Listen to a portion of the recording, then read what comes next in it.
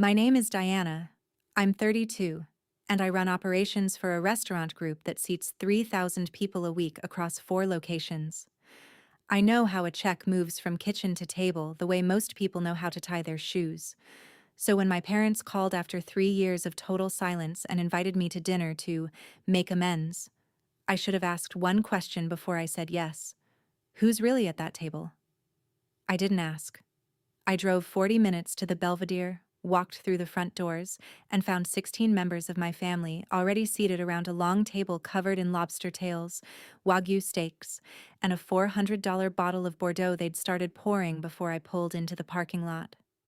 My father looked up from the head of the table, smiled, and said what I'd spent my whole life earning. "You're paying, right? You owe us that much." He thought he'd cornered me. He hadn't counted on the 2 sentences I was about to whisper to our waiter, or on what his own credit card was about to tell the entire family 15 minutes later. Welcome back to Calm Drama Stories, where ordinary people face impossible family moments and walk out with their dignity intact. If you've ever been the one expected to pay, to fix, to stay quiet, this story is for you. Drop a comment and be sure to subscribe. But let me back up a few weeks. Before the dinner. Before the parking lot full of cars I recognized. Before my father tried to hand me a bill the size of a mortgage payment. I need to tell you who I was the morning the invitation arrived, because that's the version of me they were counting on, and the version I'd already stopped being. I manage 4 restaurants. Not own. Manage. I built my way up from bussing tables at a steakhouse in Knoxville when I was 17, still smelling like fryer oil on the school bus the next morning. Hostess at 19. Server at 21. Floor manager by 24. Regional operations director by 30. I'm not rich. I have a 2-bedroom condo that's paid off, a retirement account I never touch, and exactly one indulgence: sparkling water. Still or sparkling, that's what I order when I eat out. Every single time. My staff thinks it's a quirk. It's not. When you grow up paying for everyone else's steak, you learn to keep your own tab small enough to walk away from. That morning, I was in my office reviewing a vendor contract for imported olive oil, the kind of Tuesday that makes you forget not everyone's life runs on spreadsheets and pars. My phone buzzed. I glanced down and felt something cold settle behind my ribs. 3 years of silence, and there it was. A notification from the group chat I'd been removed from the day I became the family's villain. Family had added me back. I stared at that notification for a full minute before I opened it. Family, the little red heart emoji my mother had picked out 6 years ago when she created the group, back when it was used for sharing Thanksgiving recipes and photos of Brooke's dog. I hadn't seen that heart in 3 years. The chat history was clean. Nothing above my mother's newest message, which meant they'd either cleared it or, more likely, they had a second group without me the whole time. Mom's message was warm, careful, almost rehearsed. She said she and Dad had been doing a lot of reflecting and wanted to invite me to dinner at the Belvedere to start healing as a family. Just the 4 of us, she wrote. Her, Dad, me, and Brooke. A small dinner, a fresh start. Then a second message, 30 seconds later, with the line that should have told me everything. Family takes care of family, sweetheart. It's time we remembered that. Family takes care of family. She used to say that when I was 19, and she needed my server tips to cover the electric bill. She said it when I was 23, and Dad needed a co-signer on the truck. She said it when Brooke's first apartment fell through and I quietly paid the deposit. Family takes care of family had always meant one thing in my house: Diana takes care of family. I read the message twice. I noticed my mother hadn't said sorry. She hadn't said, "We were wrong." She'd said it was time to heal. Passive voice. No subject. No one responsible. I typed back, "I'll be there." Then I set my phone face down on the desk and went back to the olive oil contract, pretending my hands weren't shaking. 3 years ago, my sister Brooke decided to open a cafe. Not a business plan, not a market study. A cafe, because she'd seen one in Charleston with exposed brick and a matcha menu and thought, I could do that. She was 26, had never managed so much as a lemonade stand, and needed a $75,000 small business loan. The bank said yes, with a cosigner. That cosigner was supposed to be me. Mom called on a Sunday. Dad sat beside her, arms folded, already angry before I'd answered. Brooke needed the loan. The cafe was her dream. I had good credit, a stable job, a history of saying yes. Just sign the papers, Diana. I asked to see the business plan first. Brooke didn't have one. I asked about her projected margins, her lease terms, her supplier contracts. Brooke stared at me like I'd insulted her cooking. Mom's voice went flat. She's your sister. You don't need a spreadsheet to love your sister. I said no. Not because I didn't love Brooke, I did. But I'd spent enough years in the restaurant industry watching people pour savings into concepts with no foundation. And I knew what $75,000 of someone else's debt looks like at 3 a.m. when the cafe is dark and the loan is still due. Dad stood up. He pointed at the door and said the thing that closed it for 3 years. If you won't help this family, you're not part of it. I drove home. The next morning, I'd been removed from family. Nobody called. Here's the part that's hard to admit. The silence almost broke me. Not because they were right. I knew they weren't. Because I missed being needed. That's the real wound. And it took me 2 years and a therapist named Dr. Kwan to name it properly. I had been the family fixer since I was 17. First paycheck went to groceries. Tax refund went to Mom's dental work. When Dad's transmission blew, I paid for the rebuild and told him it was covered under warranty because I knew he'd never accept a handout from his 22-year-old daughter. When Brooke got married, I covered the florist, the photographer, and half the reception. And I smiled while Mom gave the toast about raising 2 strong girls. 2 strong girls. 1 bill. I didn't do it because I'm generous. I did it because I'd learned, somewhere around age 15, that the fastest way to keep the peace in my family was to make sure nobody had to ask twice. Ask once. Diana pays. Everyone's happy. Dinner is quiet. I trained them. I taught my parents that my wallet was a vending machine. Insert guilt, receive check. And when the machine finally said out of order, they didn't troubleshoot it. They unplugged it and walked away.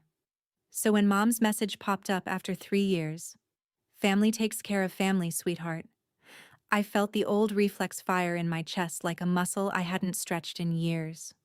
Go. Fix it. Pay whatever it costs. Make it quiet again. But I also heard Dr. Kwan's voice, steady as a metronome. You taught them you would always pay. That was your mistake to fix. Not by paying more, but by stopping. My coworker Jess told me not to go. She sat across from me at lunch the day after the invitation and said, Diana, this has ambush written all over it.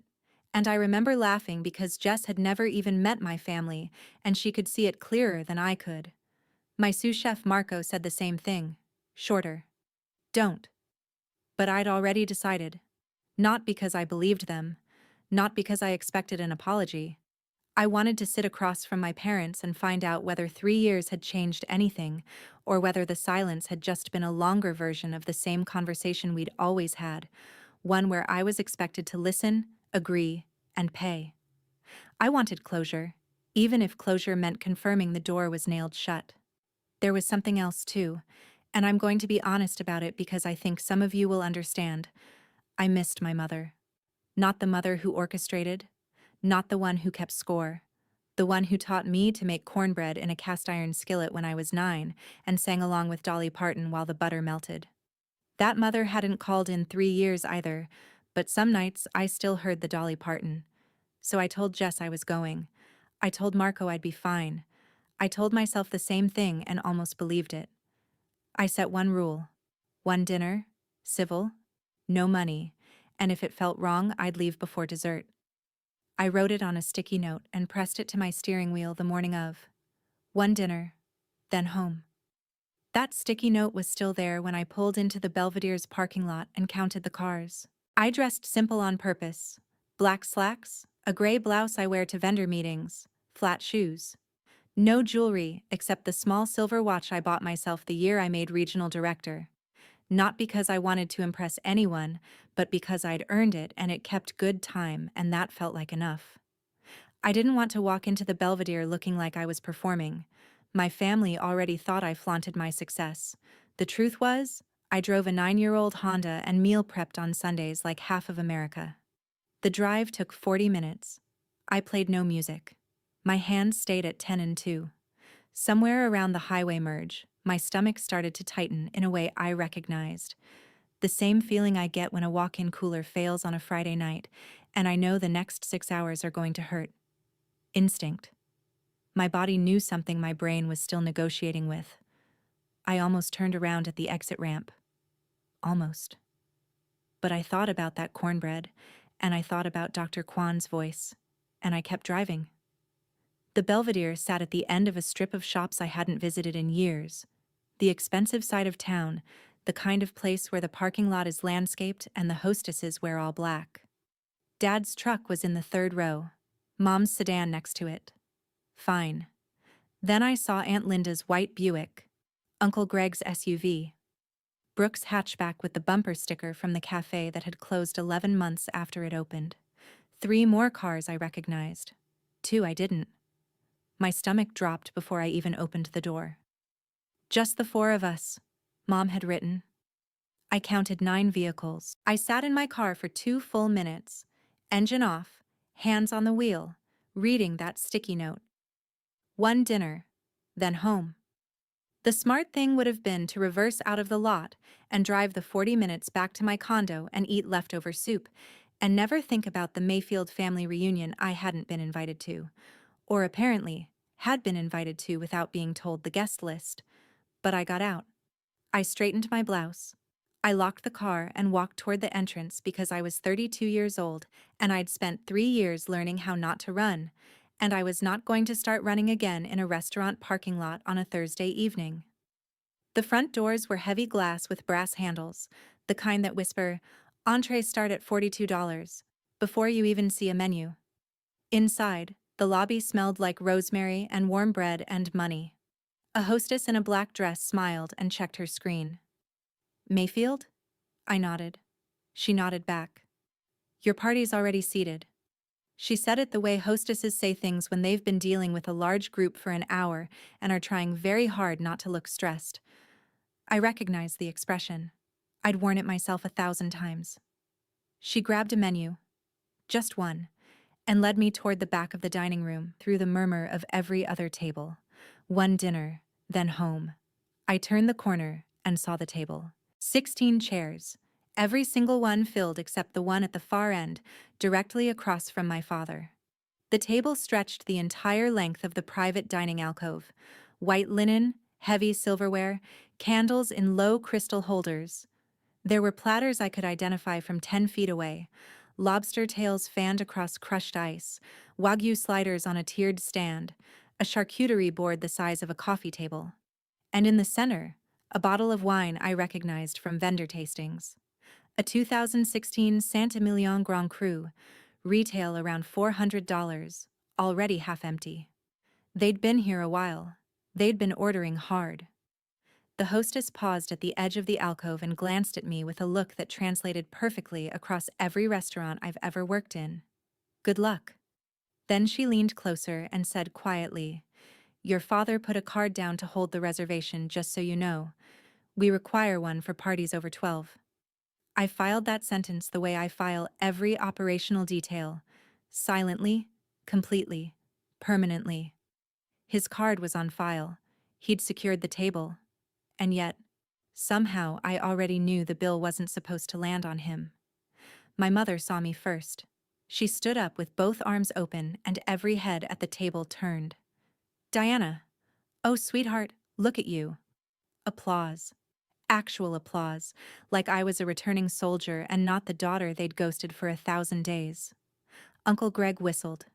Aunt Linda dabbed her eyes with a cloth napkin. Brooke raised her wine glass and smiled the kind of smile that has teeth, but no warmth. 16 people. Lobster and wagyu and a $400 bottle of Bordeaux. Just the 4 of us, Mom had written. I sat down. What else do you do when 16 people are watching you and the chair is already pulled out and a waiter is pouring water into your glass before your purse hits the floor? I sat down and I smiled because that's what 15 years of front of house training gives you, the ability to smile while your brain is running threat assessment at full speed. Mom settled back into her seat, beaming. We wanted it to be a surprise, the whole family together, just like old times. I thought it was just the four of us, I said. Mom waved her hand like she was swatting a fly. Well, once Linda heard, and then Greg, and then your cousin Tara. It just grew. You know how family is? I knew exactly how family was. I scanned the table. Dad sat at the head, carving a wagyu slider like it was Thanksgiving turkey. Brooke sat to his left, phone in one hand, wine in the other, scrolling something I couldn't see. Aunt Linda and Uncle Greg anchored the middle. Cousins I hadn't spoken to since a Thanksgiving 5 years ago filled the rest. Tyler, Megan, Jake, two wives I'd met once, and Aunt Linda's neighbor who I'd never seen before in my life, but who was apparently eating lobster on whatever occasion this was. The wine was flowing. The platters were half demolished. They'd been here at least an hour before I arrived, and they'd ordered everything on the menu that didn't require a second mortgage. Mom leaned across and squeezed my hand. See? Family takes care of family. There it was again. The same 5 words, delivered with the same warm packaging, aimed at the same target. I squeezed back and said nothing. I was counting plates. My father is the kind of man who orders for the table. Not asks. Orders. He waved the waiter over, a young guy barely out of his teens who looked like he was running on caffeine and anxiety, and rattled off additions without glancing at a menu. Another round of the lobster tails. 2 more wagyu plates. And bring another bottle of that Bordeaux. The Grand Cru. The good one. He said, the good one, loud enough for the tables on either side of us to hear. Dad pulled his credit card from his wallet and held it between 2 fingers like a magician showing the audience a coin before the trick. Put it all on this, he told the waiter. We're celebrating tonight. The waiter, his name tag read Nathan, scribbled and nodded, and disappeared toward the kitchen with the look of someone who desperately wanted a smoke break. I watched my father tuck the card back into his wallet with a little pat, the way you pat a dog that's performed well. Something was off. I'd grown up watching Dad argue over the price of a muffler. I'd seen him return a shirt because the sale tag was missing. Raymond Mayfield did not order $400 bottles of wine. He did not wave credit cards like flags. This was a performance, and it was aimed at me. Look how well we're doing, Diana. Look how little we needed you. Except the car in the parking lot was the same truck from 5 years ago with a dent in the rear quarter panel he'd never fixed. And Mom's handbag, the Coach purse she'd carried since I was in high school, sat on the chair beside her with a cracked strap held together by a safety pin. They were performing. I just didn't know the price of admission yet. The small cuts started around the second bottle. Aunt Linda leaned across Uncle Greg and said, "Must be nice, running all those fancy restaurants while the rest of us clip coupons." She laughed when she said it, the way people laugh when they want you to know they're serious. Cousin Megan asked if I ever felt guilty living so well while my parents were waking up from her phone added. She wouldn't know. She hasn't been around. Each comment landed with the precision of something rehearsed, not scripted exactly, but aligned, the way a choir finds the same note without a conductor. They'd been talking about me, about my absence, my money, my life. And they'd arrived tonight with a shared understanding of the story. Diana left. Diana has plenty. Diana owes. Aunt Linda delivered the thesis statement. She reached across the table, took my hand like she was comforting me at a funeral, and said, "Family doesn't keep score, dear." I almost laughed. Family doesn't keep score. This from a woman who once stopped speaking to her own daughter-in-law for 6 months over a Thanksgiving seating arrangement. I didn't laugh. I pulled my hand back gently and picked up my glass. Sparkling water. The only thing in front of me. The only thing I'd ordered. The contrast was almost funny. 16 people swimming in lobster and Bordeaux, and me with a glass of San Pellegrino sitting at the end of the table like a designated driver at a bachelor party. Nathan, the young waiter, passed behind me and I caught his eye. "Just the water tonight?" he asked, quiet. "Just the water," I said. He nodded like he understood something I hadn't said out loud. Let me tell you about Nathan. He was maybe 19 or 20, built thin the way restaurant kids are before they learn to eat between rushes. He moved fast but careful, the way new servers do when the table is too big and the order is too complicated and they know one wrong plate means a manager conversation they can't afford. I recognized everything about him because I'd been him.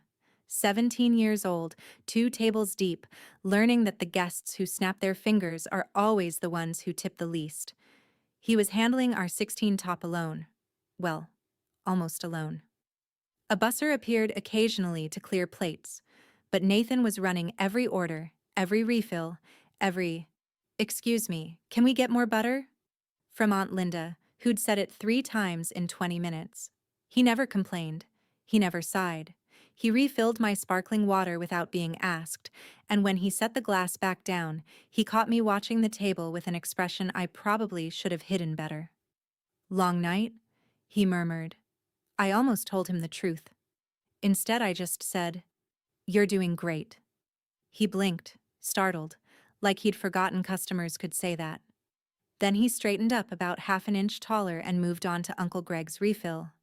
I watched him go and thought about the version of me that used to carry 4 plates up her forearm and cry in the walk-in freezer on the hard nights. That girl had no idea she'd end up on the other side of a table like this, sitting across from the family that made her into a fixer and a funder, being asked without being asked to write one more check. But she'd understand what I was about to do. She'd understand it perfectly. I excused myself to the restroom around the 40-minute mark. I needed 2 minutes without Aunt Linda's commentary and a door I could lock. The Belvedere's restroom was the kind with cloth hand towels and lavender soap and a full-length mirror that made you look slightly better than you felt, which was a neat trick considering I felt like I was digesting glass.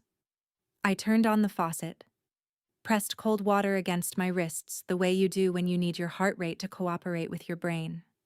Then I saw it. A phone on the edge of the marble countertop, screen still lit, case covered in daisy stickers. Brooke's phone. She must have come in before me and left it when she got distracted.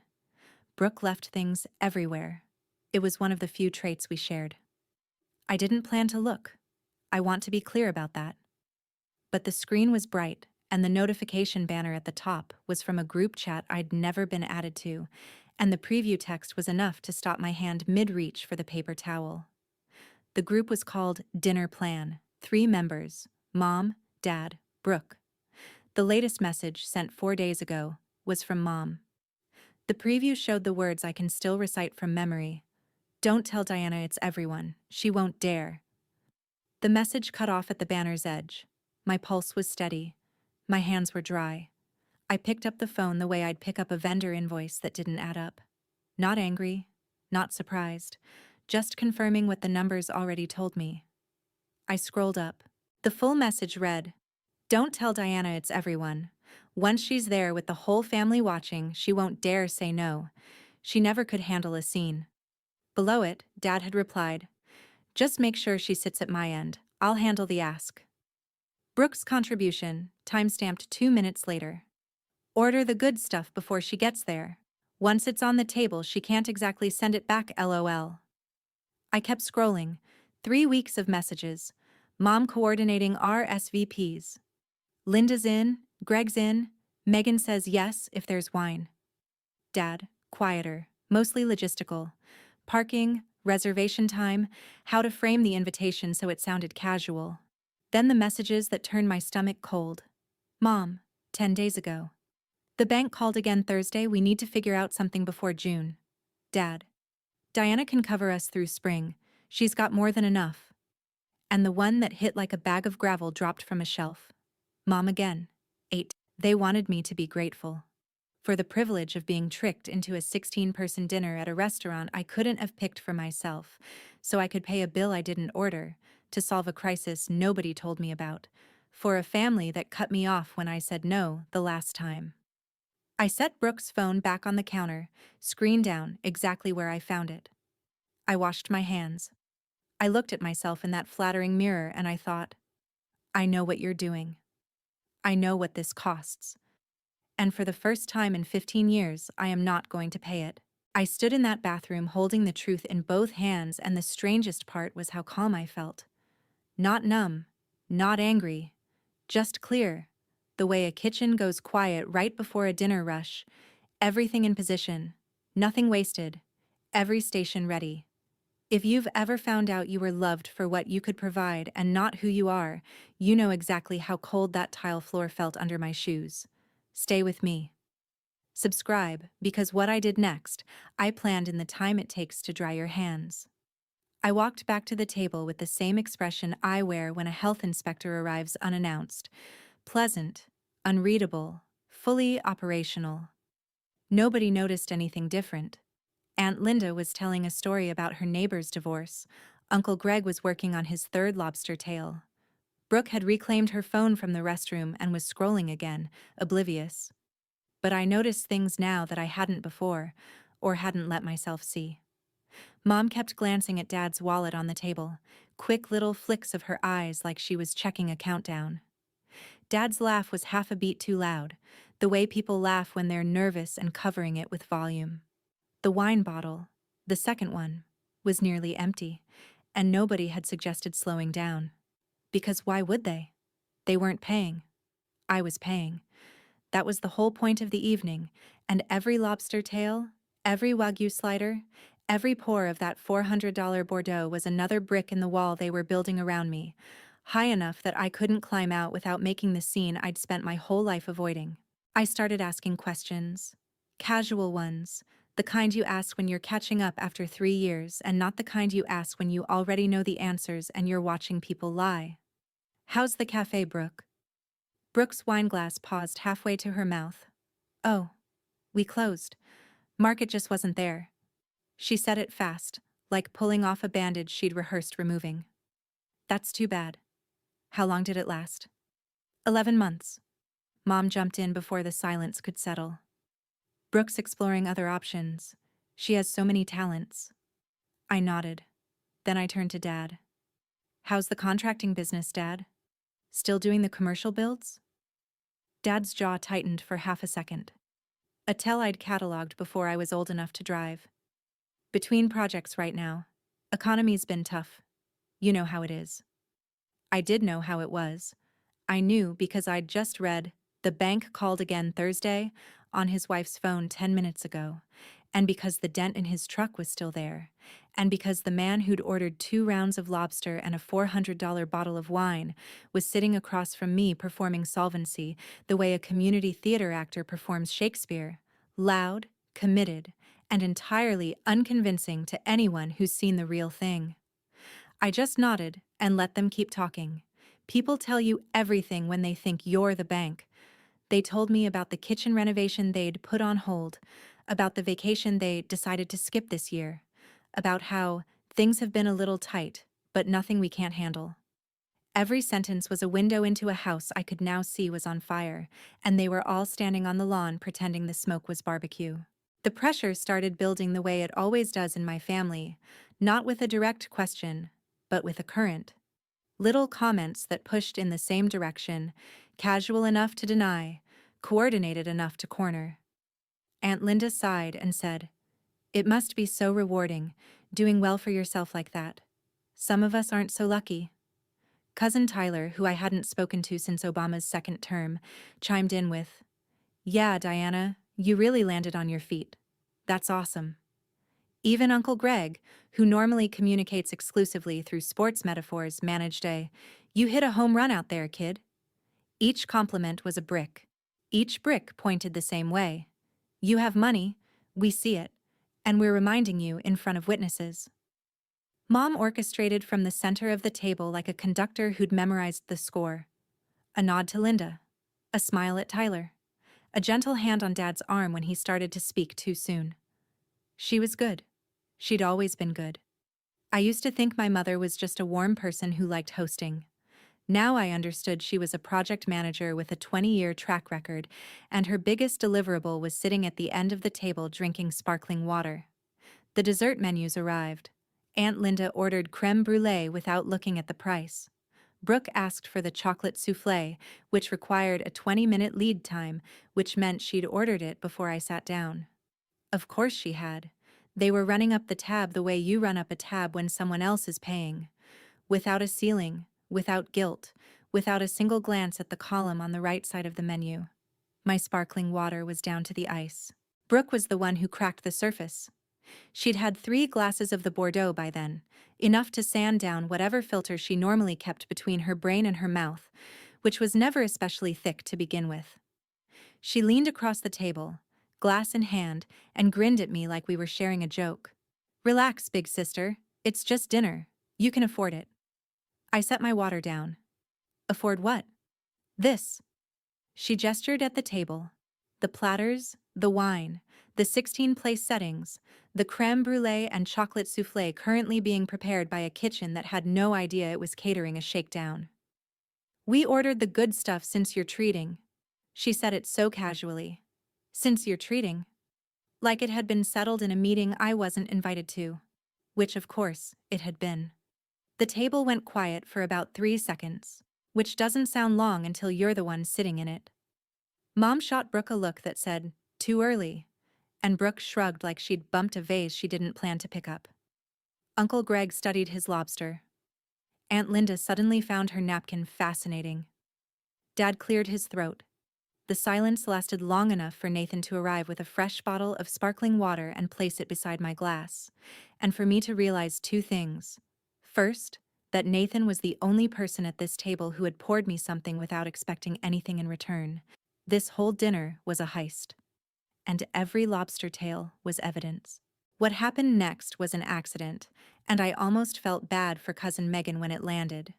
She was trying to make conversation, genuinely I think, because Megan was the one family member who'd sent me a birthday text during year 2 of the silence, a short, thinking of you, that I'd never replied to, and still felt guilty about.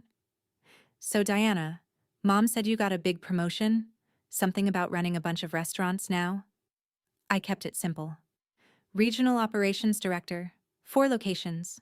Megan nodded, impressed. "That's amazing. Like, you're in charge of all of them?" "Staffing, vendors, compliance, financials, everything from the loading dock to the check." I said it the way I'd say it in a meeting, factual, no polish. But the word financials landed on that table like a rock through a window. Aunt Linda's fork stopped. Uncle Greg looked up from his plate for the first time in 10 minutes. Brooke's scrolling thumb froze. Even Dad shifted in his chair, re-weighting, recalculating. They knew I was successful. They'd built their entire evening around the assumption that I was successful enough to pay. But hearing it, the scope, the authority, the specificity of what I actually did, was different from assuming it. They'd pictured me as a well-paid waitress who'd gotten lucky. They hadn't pictured someone who could read a P&L statement faster than they could read a menu, who managed vendor contracts worth more than their house, who knew exactly, down to the cent, what 16 lobster tails and 2 bottles of Grand Cru Bordeaux cost before the check ever arrived. The table recalibrated. I could feel it happening, like a change in barometric pressure. The power hadn't shifted yet, but it had loosened. Dad waited until dessert. He was strategic about it, I'll give him that. The souffle had arrived, the creme brulee was cracked, and the second bottle of Bordeaux was upside down in the ice bucket. The table was warm and full and slow with sugar and wine, and every face was soft with the particular satisfaction that comes from a meal you didn't pay for and don't intend to. Dad set down his fork.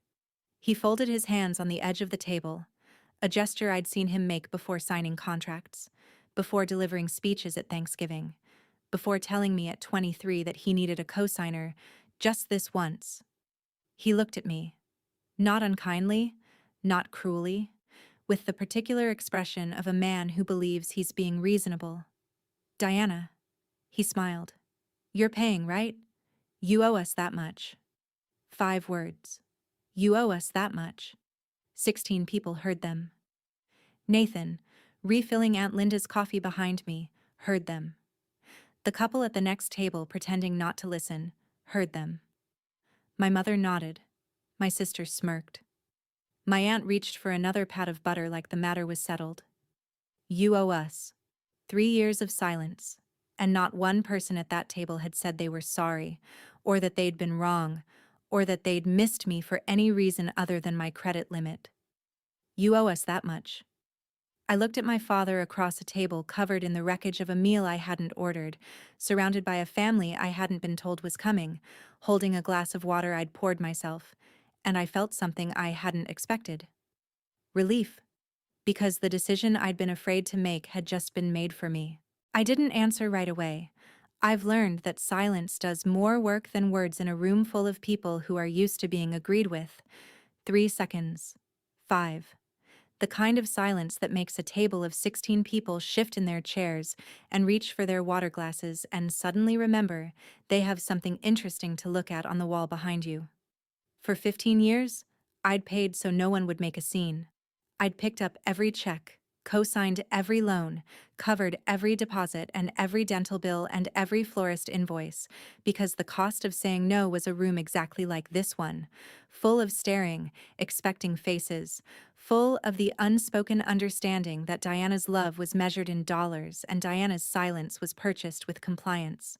15 years, thousands of dollars, and the price of admission to my own family had just been announced to the room at roughly $80 a plate, plus wine, plus lobster, plus the particular tax that comes with being the child they only call when something needs funding. I looked at my father's hands, still folded, still steady. I looked at my mother's eyes, still warm, still performing. I looked at Brooke, who was already scrolling again because as far as she was concerned, this was decided. I looked at Nathan, standing by the service station, watching with the careful attention of a young man who knows something important is happening at his table but isn't sure what. Then I looked at my sparkling water, half full, catching the candlelight like a small, quiet promise I'd made to myself. I put my napkin on the table. I smiled. Let me go take care of things, I said, and stood up. Mom exhaled. Aunt Linda patted her chest. Dad unfolded his hands. Every single one of them thought I was going to pay. Here's the thing, 15 years behind a host stand teaches you. The person who controls the check controls the room. My family thought they controlled it. They'd set the table, chosen the restaurant, ordered the menu, assembled the audience, and delivered the demand. They had 16 people, 2 bottles of wine, and 3 years of built-up pressure on their side. I had 2 sentences and a waiter named Nathan. If a quiet boundary has ever changed your whole life, if you've ever walked into a room where everyone expected you to fold and you didn't, hit subscribe. You'll want to see how this one lands. I didn't walk toward the front register. I walked toward the service station at the back of the dining room, where Nathan was organizing check presenters and a floor manager named David was reviewing a ticket. David wore the standard uniform, black shirt, black tie, earpiece, and he had the look of a man who'd been in the industry long enough to handle whatever walked up to him. I walked up to him. Excuse me, David? He turned. Professional smile. How can I help? I kept my voice low. Not dramatic, not conspiratorial. Just the volume you use in the industry when you're handling something that doesn't need the dining room's attention. Nathan was beside him, with immediate, precise attention. I said 2 sentences. I'm not the host and I won't be covering this table tonight. Please bring the full check to the gentleman at the head of the table, the one whose card is already on file for the reservation. David blinked once. He glanced at Nathan, then back at me. And the second thing? Split off just my sparkling water onto a separate check and add 30% to mine for your team. You've earned it tonight. Nathan's eyes widened slightly. David looked at me for 3 full seconds, reading the situation the way a good floor manager reads every situation, fast, thorough, without judgment. Then he nodded. Done. That was it. No argument, no hesitation, no, "Are you sure, ma'am?" Because David had been doing this long enough to know what a redirect looked like, and Nathan had been watching that table long enough to understand why one was needed. I paid my check on the spot. 1 sparkling water, 2 refills, plus a 30% tip that would be the largest Nathan had received in a month. David ran my card, handed me the receipt, and said quietly, "I'll present the table's check in about 10 minutes, once the dessert course clears." Perfect. I walked back to the table, sat down, picked up my water, and took a slow sip. Brooke was arguing with cousin Tyler about a reality show. Aunt Linda was telling Uncle Greg about her neighbor's fence dispute. Mom was watching me with the careful attention of someone who thinks the check has been handled. Dad was leaning back, arms crossed, satisfied. 16 people, eating dessert, drinking the last of a $400 bottle of wine, waiting for a bill they had no intention of seeing. I set my glass down and waited with them. Those 10 minutes were the most peaceful of my evening. The table didn't know it yet, but the meal was over in every way that mattered. The food was eaten, the wine was gone, the ask had been made, and the answer had already been delivered in a language none of them spoke. I sat at my end and listened to my family talk. Aunt Linda complained about the cost of mulch. Uncle Greg told a fishing story that had no ending. Brooke took a selfie with the souffle remnants. Mom laughed at something Cousin Megan said. A real laugh, the kind that crinkled her eyes and made her sound, for exactly 3 seconds, like the woman who used to sing Dolly Parton in the kitchen. I almost felt something. Almost. But then I looked at Dad, who was checking his phone under the table with the tight-jawed focus of a man waiting for a text he didn't want to receive, and I remembered the message I'd read on Brooke's phone. "Diana can cover us through spring. She's got more than enough." My sparkling water caught the candlelight again. I watched the bubbles rise and pop, one by one, each one a tiny implosion that nobody noticed. I thought about 17-year-old Diana in her apron, carrying 4 plates up her forearm, learning to smile through the burning in her shoulders. That girl would have paid. That girl would have pulled out her card and covered the whole table and called it love and gone home and cried in the shower and never told anyone. I wasn't that girl anymore. Nathan appeared at the edge of the alcove, and I knew, before he took his first step, exactly whose chair he was walking toward. Nathan placed the check presenter, leather-bound, embossed with the Belvedere's logo, directly in front of my father. Not in the center of the table, not near me. In front of Raymond Mayfield, the man who'd made the reservation, whose card was on file, who'd told the table to put it all on this 2 hours ago. The table conversation died like a candle in a draft. Dad stared at the leather folio for 2 seconds. I could see him processing. The check was supposed to go to Diana. The check was supposed to go to Diana. The check is in front of me. Mom's eyes went wide. She looked at me, then at the check, then at me again, and for the first time all night her composure cracked enough to show the math running behind it. "Diana," she started. Dad recovered first. He was good at recovering.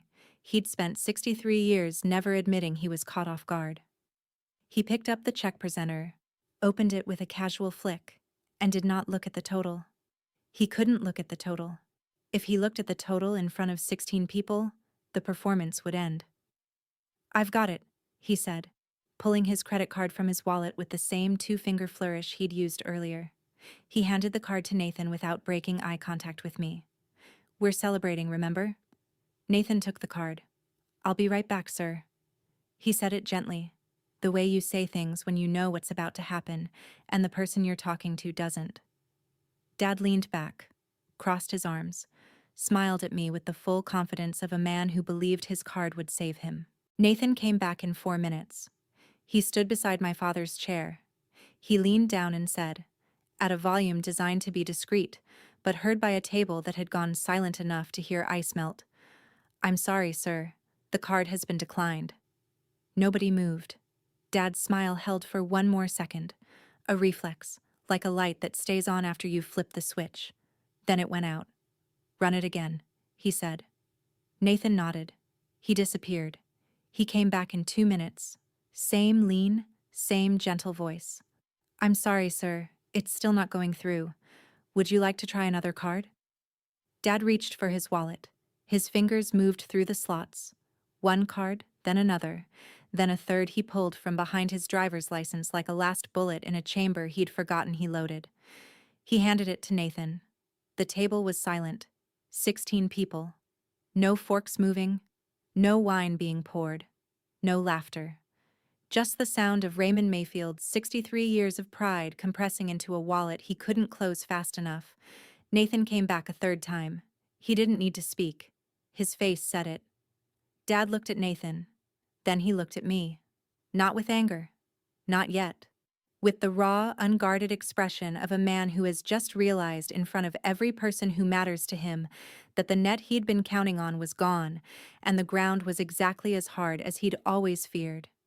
He looked at me the way you look at a lifeboat that's pulling away from the ship. I picked up my sparkling water. Took a sip. Diana. His voice was low, controlled, shaking at the edges.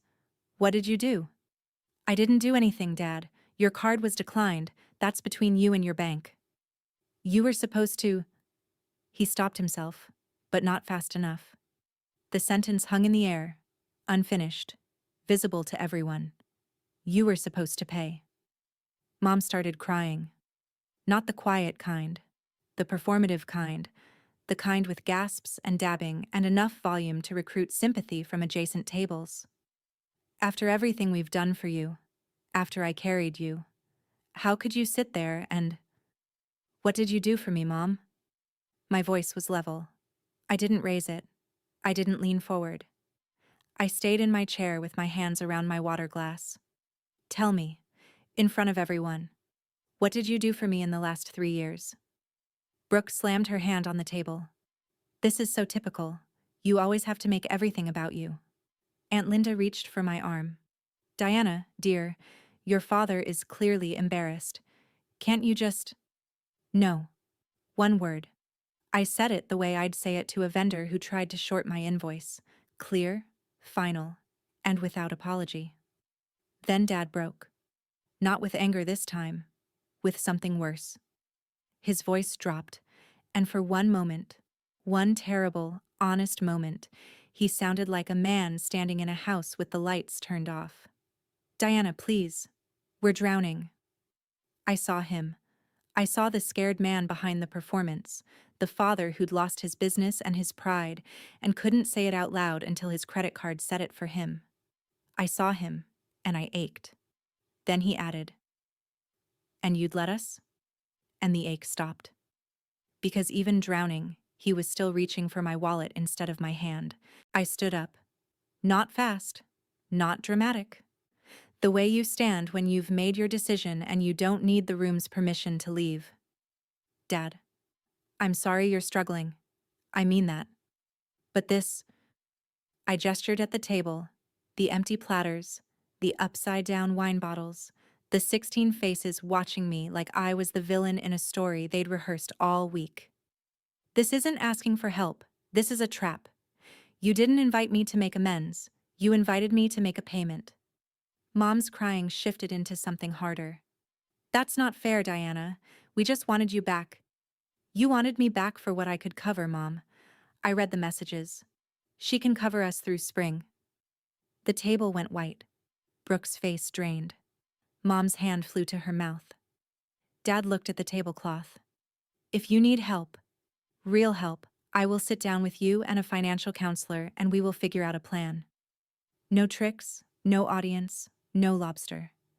But I'm not paying this bill. I didn't order it. I wasn't told about it. And I don't owe it to you. I don't owe you. I never did. Nobody spoke. I picked up my purse. I looked at my mother, and I said the last thing I would say to her at that table. You always told me family takes care of family, so why was I the only one who ever did? Then I walked toward the door, past the busser, past the hostess, past the heavy glass doors with the brass handles. Nathan caught me near the coat check. Ma'am? He was holding my receipt. Thank you, he said. Quiet. Sincere. I touched his shoulder. You're doing great, I told him again. Then I walked out. The parking lot was quiet. Thursday evening, warm air, cicadas starting up in the landscape trees that made the Belvedere look like it belonged somewhere more important than a strip mall. I sat in my car with the engine off and the window down and read the sticky note still pressed to my steering wheel. One dinner, then home. One dinner. I pulled my phone from my purse and opened the family group chat. The messages were already flooding in: Mom, Aunt Linda, Brooke, cousins I hadn't heard from in years, all of them typing at once.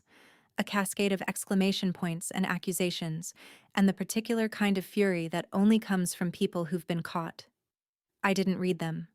I scrolled to the bottom, tapped Leave Group, and watched the notification confirm it. Diana has left the chat. I set the phone on the passenger seat. I started the engine. And I drove home in the same silence I'd driven there. Except this time the silence wasn't nervous. It was mine. The aftermath was quieter than I expected.